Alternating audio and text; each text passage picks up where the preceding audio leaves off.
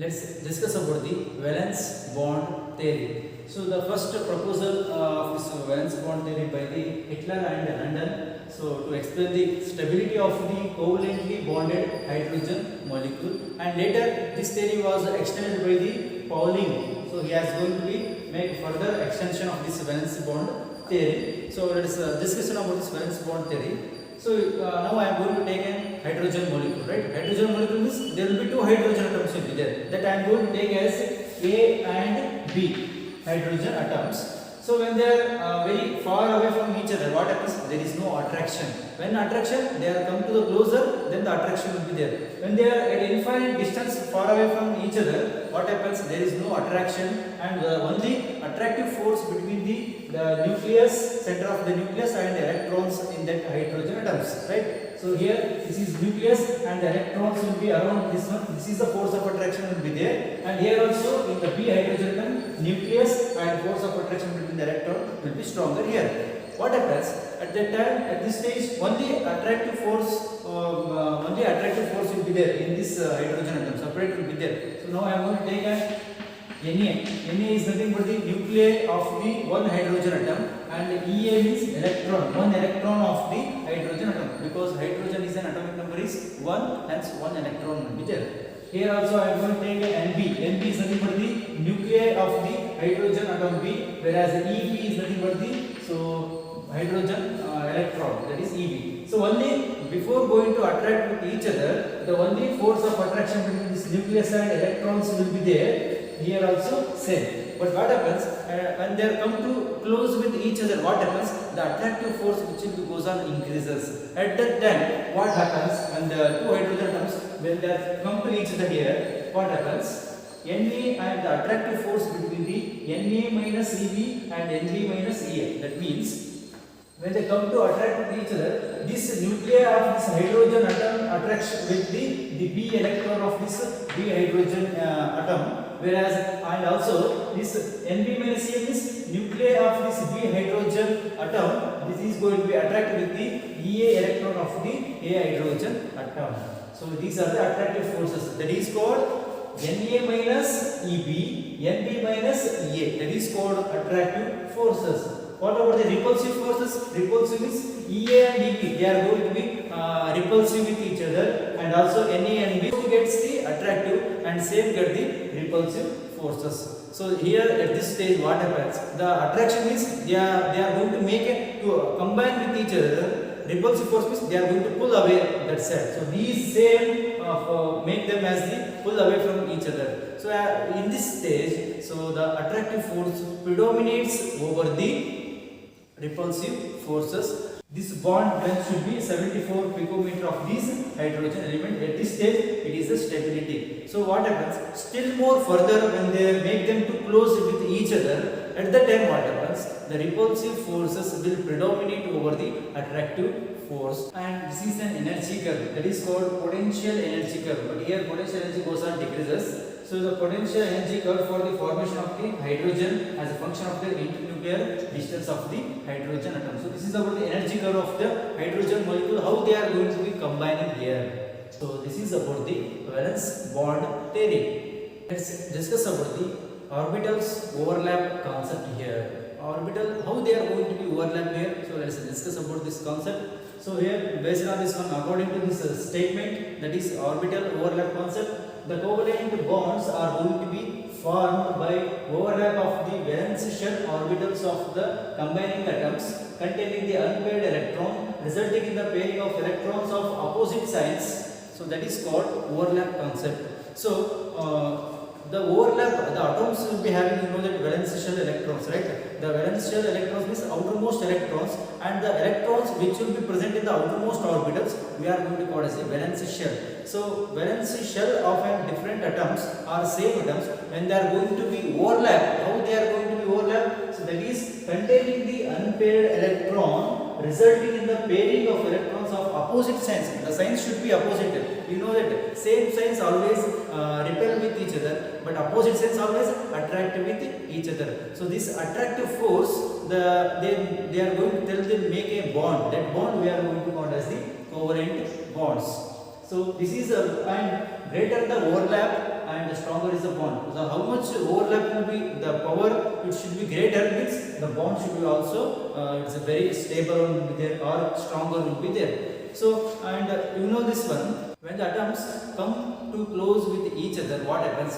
The atomic orbitals of the atoms, they are going to be overlap with each other. That overlapping may be that is positive or zero or negative will be there. So you are going to see in this picture. So that overlapping tells that it may be positive or negative or zero will be there. So that is tells that about the overlapping of the orbitals here. And based on this nature of the covalent bonds and types of the overlapping, we are going to distinguish as very important concept, that is two one, that is called sigma bond and that is called pi bond, or also you can tell that axial overlap or sideways overlap. So if the axial overlapping takes place resulting in the formation, that is called sigma bond. If the sideways overlapping takes place resulting in the formation of the pi bond. So always this sigma bond will be the stronger bond, this pi bond will be the weaker bond. Let's discuss about the sigma bond. You know the definition of the sigma bond. So sigma bond is the bond which is going to be obtained by the overlapping of the atomic orbitals of the different atoms. So along the internuclear axis, that we are going to call as the sigma bond. The sigma bond you are going to see in the very three types here. So that is called SS overlapping, SP overlapping, and third one PP overlapping. So these are the different types of the combination. In this way, sigma bond which is going to be formed here. Let's take the first one, that is called SS overlapping. S means spherical shape. Spherical. I mean the two half-filled orbitals of the molecules, they are going to be combined. That is two half-filled atoms which are going to be combined to become a molecule. That molecule which is going to be formed by the sigma bond. Let's take an example for here. I am taking the hydrogen. Hydrogen, you know that one, that is called 1s1. 1s1. This is one hydrogen atom and this is one more hydrogen atom, 1s1, right? So these that will be s orbital, right? 1s1, 1s1. S means spherical shape. So they are in the spherical shape. So they are called the two half-filled. So always overlapping concept tells that they must be containing the opposite signs and they are containing the singly electron of the outermost shell. That is and also called valence shell. This is hydrogen valence shell is called 1s1. So the valence shell containing the only one electron in the hydrogen atom. So these half-filled orbitals which are going to be combining to become a molecule, that is called SS overlapping. So 1s1, one electron, and another hydrogen, 1s1 electron, they are going to be combining. That is called sigma bond. That is called SS overlapping. So SS means the two orbitals S and S orbitals of the hydrogen atom, they are going to combine here. That is called SS overlapping. Second one, that is called SP overlapping. SP overlapping tells that the overlapping of the half-filled electrons from the S orbital of one atom and half-filled P orbitals of the another atom, they are going to be combined to become the sigma bond. I can take the example for here once again. Hydrogen I am going to take here. 1s1, that is called hydrogen. Once again, hydrogen 1 means that is called spherical shape shell. And P orbitals I am going to take an example, that is called fluorine I am going to take. Fluorine is 9 will be there. 1s2, 2s2, 2p5. This further 2p5 I am going to write as like this.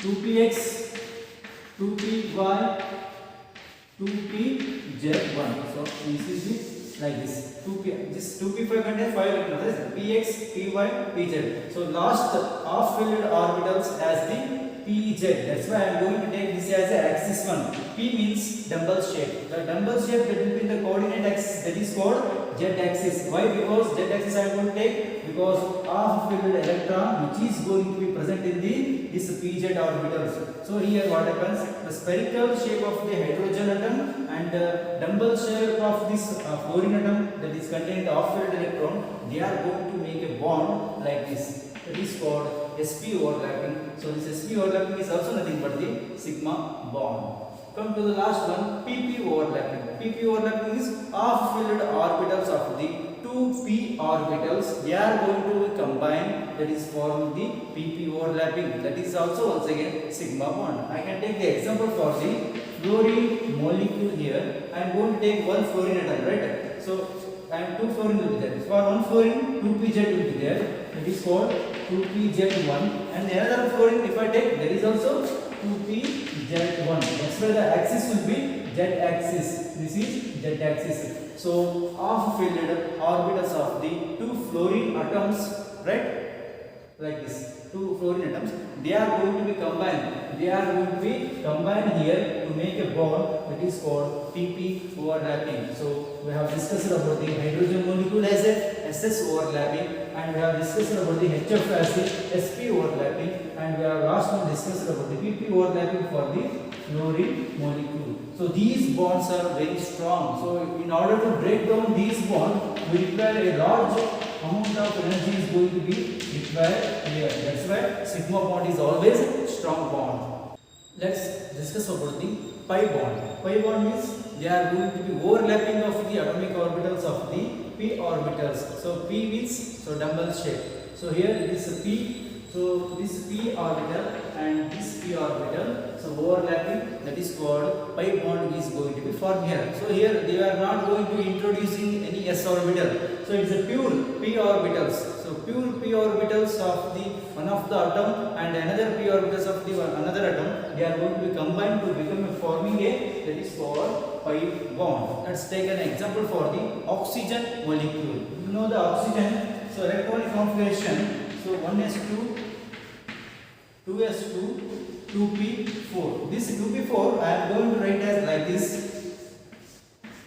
This is called px and py and pz orbitals. So first one electrons I am going to placing here. So 3 electrons and 4. Here 2px is containing the 2 electrons, and 2py and 2pz, they are going to contain the single electron in their orbitals. So this is about the one oxygen atom. We are going to discuss about the oxygen molecule. Oxygen molecule is O2. I am going to take another oxygen atom also, like this will be there. So these are the orbitals. So you are going to see in the axis, right? This is called z-axis. So this is one oxygen atom and this is one oxygen atom. Here in the 2pz orbital, how many electrons will be there? One electron from the one oxygen atom and another electron from the another oxygen atom. They are going to be combining here. They are going to be combining here through the z-axis. So this is their orbitals are going to be forming a pi bond here. And also one more, py orbital is vacant. I mean, py orbital is containing the singly electron of one oxygen atom, and another oxygen atom also containing the singly occupied py orbitals. So we are going to making a bond with this one, like this single bond, because our concept tells that always valence shell electrons contain the singly electron or unpaired electrons of the opposite spins. They are going to be attract with each other to make a bond, that is covalent bond, right here. So here also the y and y are the orbitals, they are going to combine become the pi bond. So this is called the pi bond, and x orbitals are completely filled. So there is no formation of the any bond here. So this is about the pi bond. So this is pi bond. So if I write the oxygen as a dimer like this, oxygen. After the writing this orbital structures, we should write the oxygen molecule as like this will be there, double bond. So one is containing the sigma bond, and another will be containing the pi bond. So this bond will be the weak bond. So because pi bond is always weak bond. So let's take the differences between the sigma bond and pi bond. So first one, sigma bond is always a stronger bond, right? So this is a very important. This should be the stronger bond, whereas pi bond is a weaker bond. It should be a weaker bond. Second one, how this sigma bond is going to form, that is called along the axis, right? So these are the formed by the along the axis, around the internuclear axis will be there. What about this pi bond? So this pi bond which is going to be formed by the sidewise side, right? So this is called sidewise overlapping of the orbitals to become a pi bond. Third one is very important. Here, how many types of combination we are going to see here? So one is called SS overlapping, SP overlapping, and PP overlapping. Also, we are going to see in the sigma bond. What about this pi bond? Pi bond is purely pp orbitals. The only involved in the pp orbitals, and in this pi bond we are not going to introducing any s orbital. So this is a pure one. So this is called mixing of orbitals of the even s as well as the p is there. So this is the difference between the sigma bond and pi bond. Let's discuss about the limitations of the atomic orbital overlap concept. So this concept explained successfully for the formation of the homoatomic molecules, but whereas it has failed to explain for the heteroatomic molecules. So it is not going to be explained about their shape and structure of the molecules. So let's take one example, that is called methane compound. It is called methane compound. Let's write the electronic configuration of the carbon here. So carbon means the atoms, 6 atomic number will be there. So 1s2, 2s2, 2p2. So I am writing the orbitals. This is called 1s2 stable one, 2s2 and 2p2. So you are not going to worry about this one because it is completely stable. So this is called helium. So only the parameter of the 2s2 and 2p2 right here. So actually what happens, so two unpaired electrons will be there in the px orbital and py orbitals, but what happens in the methane compound, it is this carbon, it is going to make a vacant for the 4 orbitals. I mean 4 unpaired electrons must be present in the carbon to become a bond with the hydrogen to form methane compound, because always we are going to tell that carbon is always a tetravalency. But here it tells the 2 bonds, right? But in order to what happens, so this we are going to take as a ground state of the electronic configuration of the carbon. So now we are going to take excited state. Excited state means we are going to apply some energy. When this is in the ground state, electrons should be in the ground state, like this will be there. This is called ground state and this is called excited state. The electron initially it was in the ground state, and applying some energy in the form of heat or anything, so this electron jumps to its higher excited state. So what happens here? So now I am going to write this is 1s2. In this case 2s becomes the 2s1 and 2p2 becomes now 2p3. 2p3. It is called px, py, pz orbital containing the unpaired electrons. So this is in the ground state. Now this is in the excited state. So now what happens? The 4 hydrogen atoms. Hydrogen is 1s1 will be there. So here unpaired electrons which is containing the half-filled orbitals of the hydrogen, which is going to make a bond with this carbon containing the half-filled orbitals of the carbon atom. So what happens? These 4 hydrogens which are going to make a bond with this carbon in 2s, 2px, 2py, 2pz, because 4 hydrogen will be there. That's why 4 unknown electrons, the orbitals, which are going to make a bond with this compound. So now they are going to form a methane like this.